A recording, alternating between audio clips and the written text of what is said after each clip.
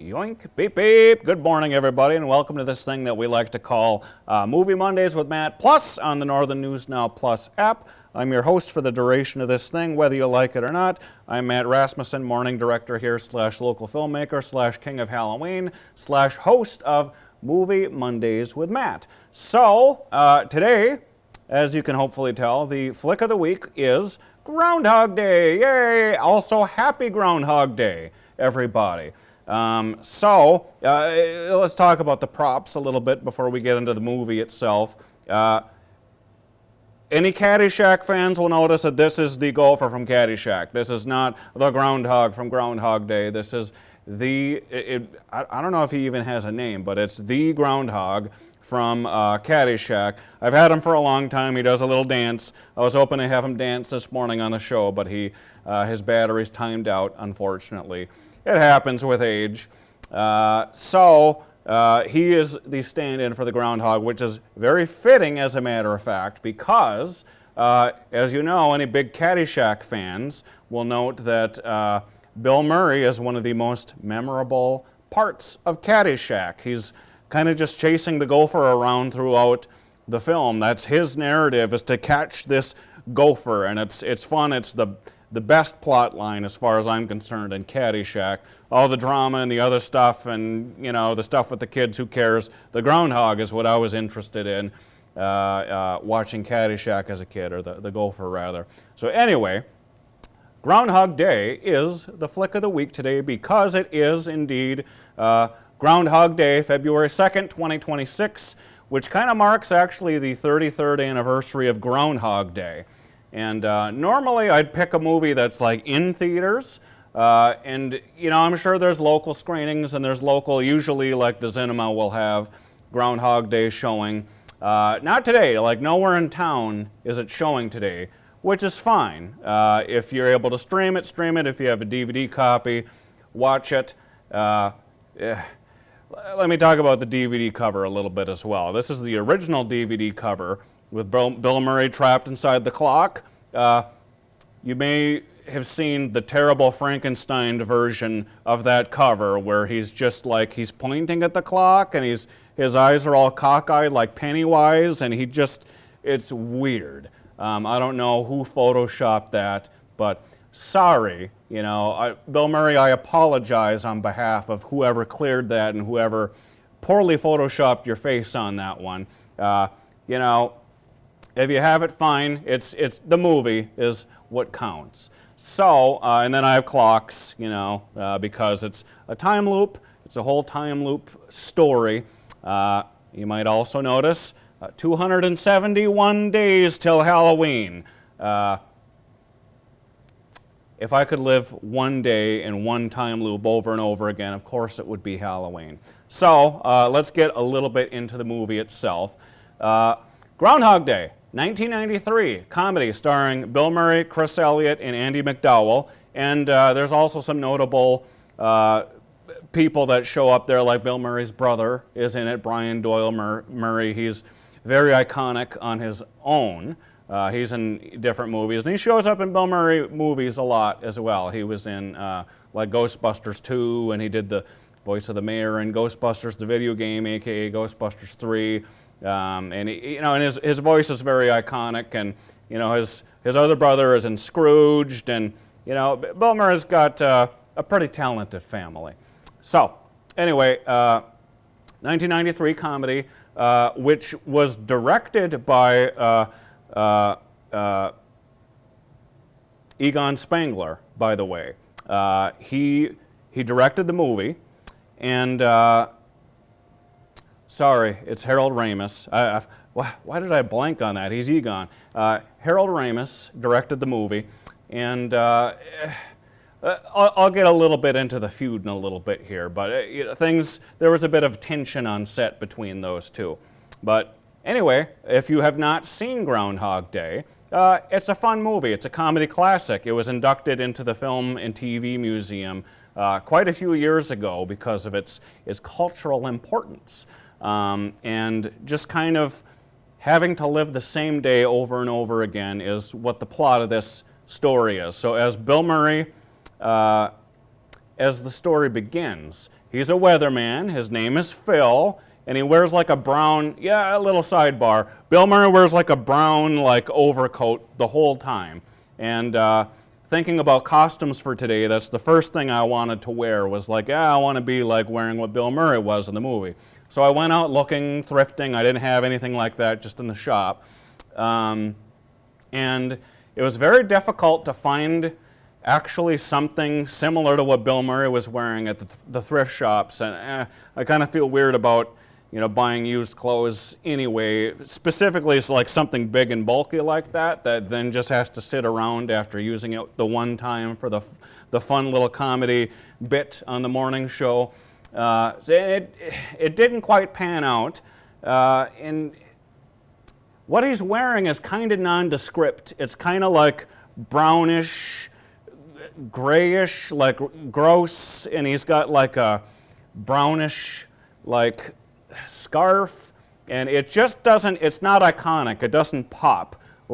Bill Murray himself wearing that is iconic, but if I were to show up on the morning show in that specific attire, I would be who is he dressed as? So I thought about it with myself for a while. I want to dress as Bill Murray, but it just wasn't gelling with that specific costume. So I broke down and decided to be one of the Puxatawny Phil guys, because that's a little bit more iconic. You can just tell what it is. And lifting up the Groundhog on the show this morning, that's what it was. So that's what I settled on ultimately, and I didn't have to buy too many costume pieces for that. I already had the top hat and some of this other stuff floating around, my Halloween vest and stuff. I had to buy a new black bow tie because I thought I didn't have one, but then I found another one this morning, so now I got a couple of them floating around. It doesn't hurt to have extra bow ties floating around. Anyway, so that's the story of the costume here today. So, what was I even yapping about? The story of Groundhog Day. So, Bill Murray's a weatherman. He has to go to Puxatawny to cover the groundhog. It's his fourth year doing it, and he's just miserable. He's a prima donna, as Chris Elliott mentions a lot, and he's just, he's typical Bill Murray type character like in Scrooge. He's a miserable guy, but there's something lovable about him, even though he's just been a jerk to everybody. He gets out to Puxatawny. It's already seeming like something he's done several times before to cover the groundhog and all that, and they try to escape from town, can't. Storm's coming in, which is the opposite of what he predicted. So they're trapped in Puxatawny there.